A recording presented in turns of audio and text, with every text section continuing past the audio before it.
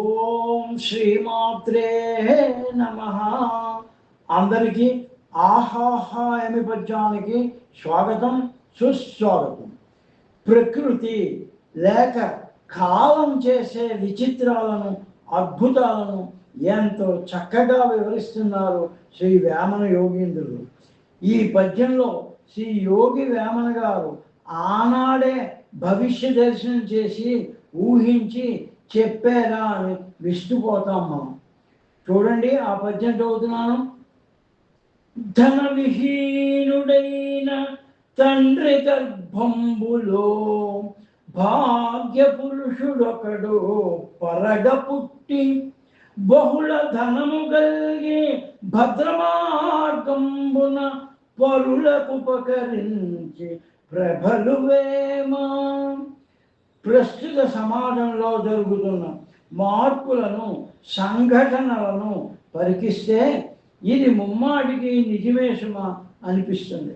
ఓ డబ్బు లేని దరిద్రంతో బాధపడే తండ్రికి భాగ్యుడంతడైన వాడు పుట్టి గొప్ప సంపన్నుడై చాలా నేర్పుగా భద్రంగా సంపాదించిన ధనమును లేక విద్యను వినియోగించి పెద్ద పేరు పొంది వెలుగొందుతాడని, ప్రజల మెప్పు పొంది చిరకీర్తిని ఆర్జిస్తాడని ఇది ప్రకృతిలోని వింతయని చెప్పారు శ్రీ వేమన గారు. ఇది నిజమే కదా.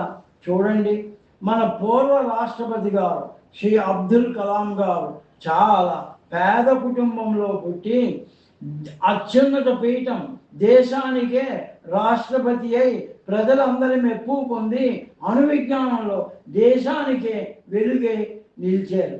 ఇంకో ఉదాహరణ బిఆర్ అంబేద్కర్ గారు. ఈయన ఆ కుటుంబంలో 14వ సంతానం. ధనానికి లోటున్న పేద కుటుంబమే వారిది. అయినా ఆయన తన అపార మేధా సంపత్తితో ఈ దేశానికి ఎంతో విలువైన, గౌరవప్రదమైన రాజ్యాంగాన్ని ఇచ్చి దేశమంతటా అమలుపరిచి అన్ని వర్గాల చేత షహబాష్ అనిపించుకున్నారు కదా. గర్వించదగ్గ భారతరత్నం కదా ఆయన. ఈనాడు కూడా చాలా పేద కుటుంబాల వారు ఎంతో దుర్భర దారిద్ర్యంలో ఉన్న రెక్కాడితే కాని డొక్కాడని నిరుపేదలు ఒక్క పూట పస్తుండైనా తమ పిల్లలను ఆడ మగ అనే తేడా లేకుండా ఉన్నత చదువులు బాగా చదివిస్తున్నారు. ఆ భారత భాగ్య విధాతలు కూడా ఎంతో కష్టపడి ఉన్నత విద్యల్లోనూ అనేక శాస్త్ర సాంకేతిక రంగాల్లోనూ రాణిస్తున్నారు. దేశానికి సేవ చేసి పేరు ప్రఖ్యాతులు గడిస్తున్నారు. ధనం అంటే విద్యా సంపద, జ్ఞాన సంపద, అన్ని రంగాల్లోనూ ప్రతిభ చూపి ఏ లోటు లేకుండా జీవించడం. వారు తమ జీవితాల్లోనే కాకుండా ప్రజల జీవితాల్లో కూడా ఏ లోటు లేని వెలుగులను నింపుతున్నారు. ఈ పద్యం మీకు నచ్చినట్టయితే లైక్ చేయండి, షేర్ చేయండి, సబ్స్క్రైబ్ చేయండి. మళ్ళీ మరో పద్యంలో కలుద్దాం. అందరికీ నమస్కారం.